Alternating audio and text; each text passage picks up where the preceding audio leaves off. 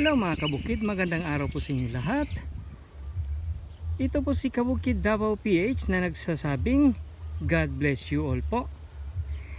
And sa araw na ito, pag-uusapan po natin ang watermelon po. Pag-uusapan natin kung paano po mag top shoot pruning, pagtanggal ng unang bunga, at side shoot pruning po. At ano po ang mga purposes nito. Okay, i-demonstrate ko po sa inyo unang-una ang top shoot pruning. Ito po yung pagtatanggal after 7 to 10 days after transplanting. Tinatanggalan po natin siya ng talbos para po magsanga siya ng 3 to 5 na sanga. Mas mainam po pag 3 sanga lang pong palalakihin natin para medyo malaki-laki yung magiging bunga niya. Okay, ito po yung we have here it's already 7 days after transplanting. So we already have how many leaves? 1, 2, 3, 4, 5, 6. So 6 mature leaves na ito. So kailangan na natin i-top shoot pruning. Ang gagawin lang po natin is tanggalin natin yung talbos. Ito. Okay. Natanggal na yung talbos niya, ibig sabihin magsanga na po siya ng 3. So maintain na tayo ng 3 sanga mga kabukid para medyo malaki-laki at mabigat ang magiging bunga niya. And secondly is papakita ko sa inyo ang pagtanggal ng unang bunga. Okay, maghanap tayo ng ng hindi pa natanggalan ng unang bunga. So ito nasa magpo 4th week na po ito, itong mga nandito na watermelon. Okay. Okay, ito hindi pa natanggalan ng unang bunga mga kabukid. So hanap tayo. Ito hindi ko pa siya na side shoot pruning kasi nga ayan marami pa pong sanga. So isa side shoot pruning po natin siya ngayon. But unang-una tanggalan natin siya ng unang bunga. So malalaman mo yung unang bunga kasi sa appearance niya eh. Tulad nito may bunga na dito. This one.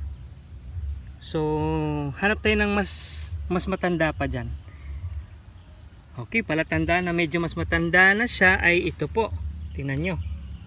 Nagpahiga na siya. Okay? And ito na yung bulaklak niya nalanta na kasi nga tapos na siya na ng mga bubuyog. Okay? So tatanggalin natin ito at itapon. Ano pong purpose ng pagtanggal ng unang bunga mga kabukid?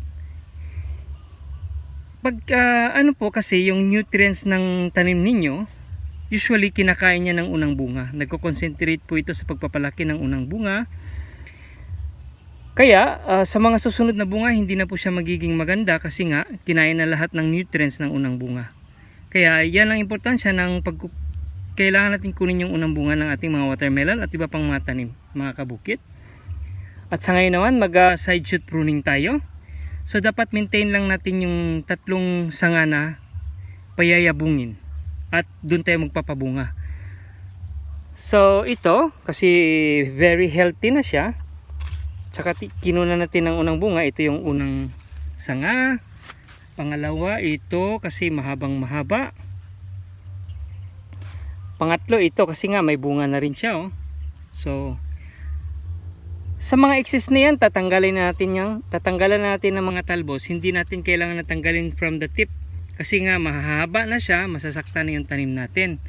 So, mga talbos na lang tanggalin natin. Yung mga extra sanga para hindi na siya mag-yayabong pa. Ayan. Daming extra sanga. Kasi nga healthy siya eh. So, kailangan talagang pantanggalin natin ng mga talbos nito para hindi na siya lalago pa. So ang nutrients mapupunta na sa mga magiging bunga niya. Ayan. Ito mahabang mahaba na yan pero hindi natin kailangan. Kasi nga 3 lang yung pabubungahin natin. Pag masyadong maraming sanga, nag-aagawan na yan ng nutrients. Bubunga man siya pero maliliit na yan mga kabukid. So kailangan talaga natin 3 lang.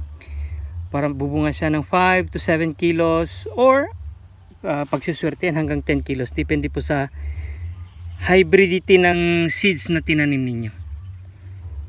Okay, so ayan. Mga extra sanga hindi natin kailangan. Ito.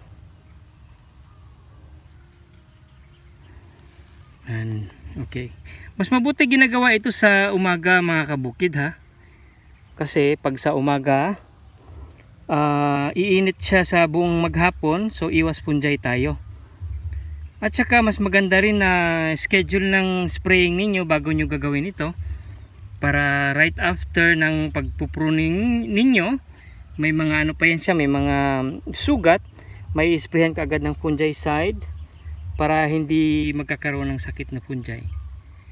Okay, so sana nagustuhan nyo po ang topic natin sa umagang ito mga kabukid. At sana may napulutan kayong aral tungkol sa pagpalaki, pagpapabunga